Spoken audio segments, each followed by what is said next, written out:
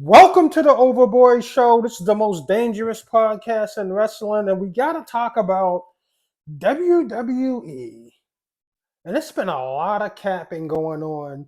Now, some people may look at the Netflix still as, it's a new era and it's a great deal business wise, but they got canceled by two networks in the same year. Fox canceled SmackDown, low ratings. 6 months ago, we was just talking about how WWE's ratings was at the all-time low. Now, the WWE shows have been good, but the ratings were at an all-time low. They were only getting like 1.6 million views.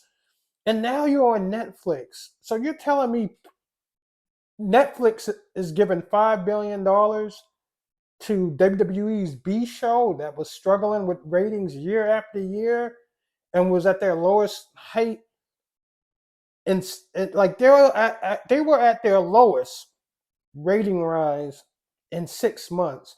There's no way Netflix is giving WWE 5 billion. It's all cap. It don't make sense. And they know that WWE and UFC has the same parenting company. UFC has had huge success on ESPN, on Fox. Not the same as WWE. So a lot of WWE fans or marks are trying to put WWE and UFC in the same category, which is not. It's no way niggas is paying $15 a month to watch Monday Night Raw. That shit gonna be pirated more times than One Piece. Are you kidding me? This is the B show. The only way WWE could succeed on Netflix is if they go to 2 hours. Because I don't know if it's commercials on Netflix or not, but who wants to pay $15.99 to watch 3 hours of Raw? They're just not gonna do it. And WWE, they have a lot of bark. I'm seeing a lot of promos, but I'm seeing not enough bite. Now I'll be going to the, Royal Rumble Saturday, and this is odd. Like I'm seeing CM Punk, I'm seeing The Rock, I'm seeing Randy Orton. Well, Randy Orton is actually backing up his talk, but I'm seeing CM Punk talk a lot of shit, but I'm not seeing him backing nothing up. So if these matches don't live up to what AEW is doing that has less popularity, but Hook and Samoa and Joe is having great matches while CM Punk and Cody Rhodes can have a lackluster match. AEW is gonna start having their fans saying, "Oh, y'all wrestlers still can't fucking hang with us. Y'all just a bunch of talk." Because right now the WWE has turned into a popularity contest, and now if MJF goes there, it's gonna be crowded. So WWE got canceled from Fox and USA in the same year. The Netflix still isn't worth 5 billion. I know Complex put that something on there, and and that's just all cap. And one thing about Netflix, they're not gonna give you know the same leash that Fox gave WWE. Because I think the WWE deal was worth 1 billion. They didn't even finish the deal, so they didn't even get 1 billion. So I don't know how Netflix, which are scam artists themselves, if you don't want to pay $15.99, these these motherfuckers actually said you can give us $6.99 if you don't want to pay $15.99. But they don't got all the shows. I tried to watch Voltron Legendary Defender, one of my favorite shows on Netflix, and it's not there. I don't even think you can watch Baki or One Piece if you get the $6.99. So don't offer the $6.99 without telling people you can't watch everything. Because what if somebody subscribe to Netflix for the $6.99 cheaper version and don't get Monday Night Raw with it? Like Netflix and chill has been over with ever since Max Plus came, Disney Plus, Hulu.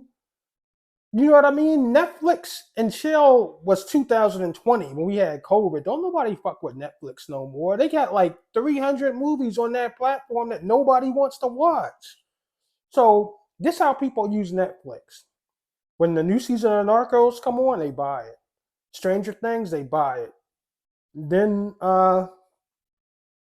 something like Griselda, that series come, they buy it. They even stopped showing Daredevil, The Punisher, all those Marvel shows. They said they were too expensive. They're too expensive, so we had to cut ties with them. We're not showing them no more. They canceled them, even though the fans love them. So WWE, they'll always do well, but they like to lie and spin shit to make them look good. So that's why we see The Rock back, because the ratings is so low. And I feel like they gave The Rock 20 million plus 40%. No, I think The Rock is gonna get 25 million and 30% of the WrestleMania gate sales the job to Roman Reigns. Because now The Rock was like, now he's like giving it some actual thought. So let's just see what happens, man. I mean, like the Royal Rumble is coming up Saturday. Now, who would win? We don't know. And watching The Rock on First Take, it seems like it's imminent that he's going to be at the Royal Rumble, because he's just showing up all kinds of places, but he's not really trying to give up the surprise, but he's trying to let people know that he might be there. Like the old WWE and the old wrestling, The Rock would be nowhere to be found, and he'll just pull up to the Royal Rumble. But everybody wants to be first to know everything, and that's what's wrong with wrestling today. But the Netflix deal and the numbers I'm hearing got to be straight cap, because if you ain't make Fox money, the people is watching. If WWE evaluates themselves as 5 billion, no one's gonna buy that shit for 5 billion. The UFC, they never evaluated anything. Somebody just seen it and just bought it for 5 billion. No one's even offered Vince 2 billion for that shit. And it can't be worth 5 billion if it's failing to get TV ratings. Because TV ratings is how you get the money, by ad dollars. And we just heard the CEO of Fox say it wasn't enough ad dollars being brought our way from showing SmackDown on TV. So WWE's deal with Netflix for Monday Night Raw is fool's gold. It's a 10-year, $5 billion deal. They won't see 3 years in Netflix. So you telling me the B show SmackDown, where ratings were at the all-time low 6 months ago, that was in trouble, is gonna get 5 billion from Netflix? Netflix smart. After 3 years, they don't cancel that deal, and they're not gonna give WWE the leeway Fox did. You see, they canceled, Daredevil, the Marvel shows, because they were too expensive to produce. So you giving people a paywall to watch Raw when ain't nobody watching it anyway? Come on, WWE, stop the cat. Netflix finessed y'all, said they gave y'all 5 billion for 10 years. You don't get that 5 billion unless you do the whole 10 years. You couldn't do 5 with Fox.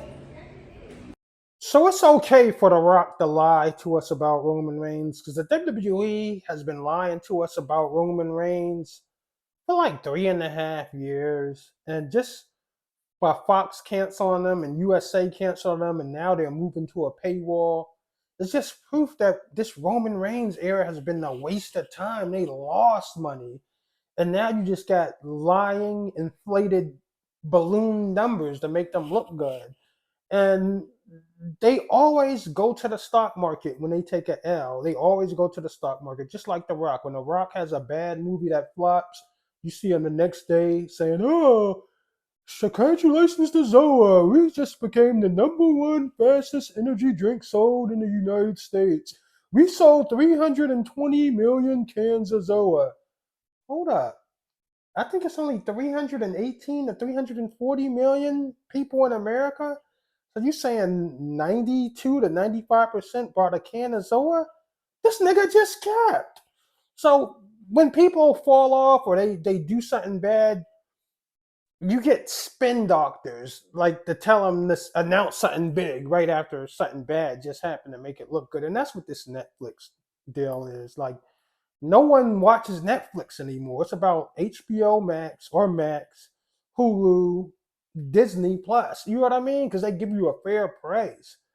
And The Rock can lie about Roman Reigns. He said on First Take, this could be the biggest WrestleMania ever. And when you compare these numbers to numbers from back in the day, you can't go by how many people watch, because you got so many ways to watch it. You can watch it on social networks. You can watch it on Twitter. You can watch it on YouTube. You can stream it so many ways. When back in the day, if you ain't pay that $40 from pay-per-view, you wasn't streaming shit. Or they wouldn't show highlights that you can look at on the phone as the pay-per-view rolls on and rolls on. You wouldn't be able to see play by play whatever happens. As soon as The Rock wins a match, they put it on their social network so everybody can see, and that's how you get billions of viewers looking at your stuff. So you can say, "Well, this is the most people that ever watched it." But then again, you ask anybody on the street corner who Roman Reigns is, and they won't know. So I guess The Rock and Roman Reigns, this is one last attempt to get the mainstream media to give a fuck about Roman Reigns by him losing to The Rock. And like I said before, I think Rock is going to take 20 million and 30% of the WrestleMania live gate to do the job for Roman. You know what I mean? Because even when The Rock tries to pump up Roman Reigns, you see on First Take, no one says, "Well, Roman Reigns is this, is Roman Reigns is that," because they don't know who the fuck Roman Reigns is, or they don't care. Now, if he was going against Stone Cold Steve Austin or John Cena, they would have been bringing up all the great moments John Cena and Stone Cold had with The Rock, with Stone Cold. I mean, you can't do the greatest moments Roman Reigns had with Finn Balor because nobody watches the shit anymore. So you gotta watch out when you look at social networks and these wrestling fans, because wrestling fans are like fan pages. The team sucks ass, but every day you see them talk about how good this player was, how good that player is, and how well this player did, but they lose every fucking game. So I feel like WWE fans are like team sports fan pages. They're kind of jaded. This is my first Royal Rumble ever, so this complete the Big Four Survivor Series, SummerSlam, Royal Rumble, and WrestleMania. Completed the Big Four. Check out The Rock. Do you smell what The Rock is cooking?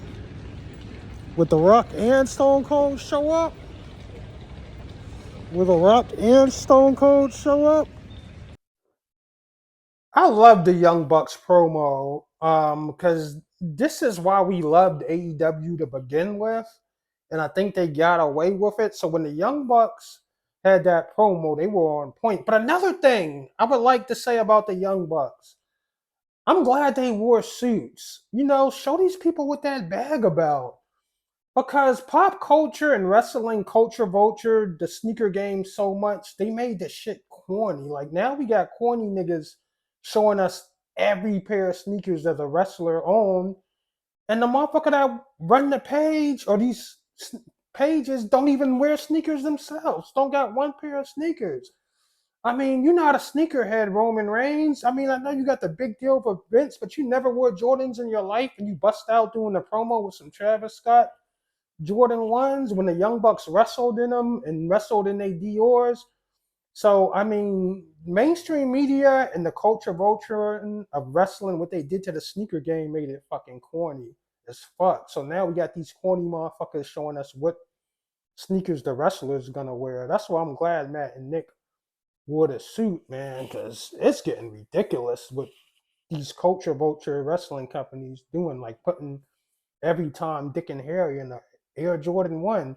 That's why Air Jordan 1s is played out. That's why they sitting on shelves so much. Everywhere you go, an Air Jordan 1 is sitting on the shelves because they culture vultured in the death. So shout out to the Young Bucks. I mean, your promo was on point, but I'm glad y'all wore the suits instead of the sneakers because wrestling tried to make wrestling in mainstream is making the sneaker game corny as fuck.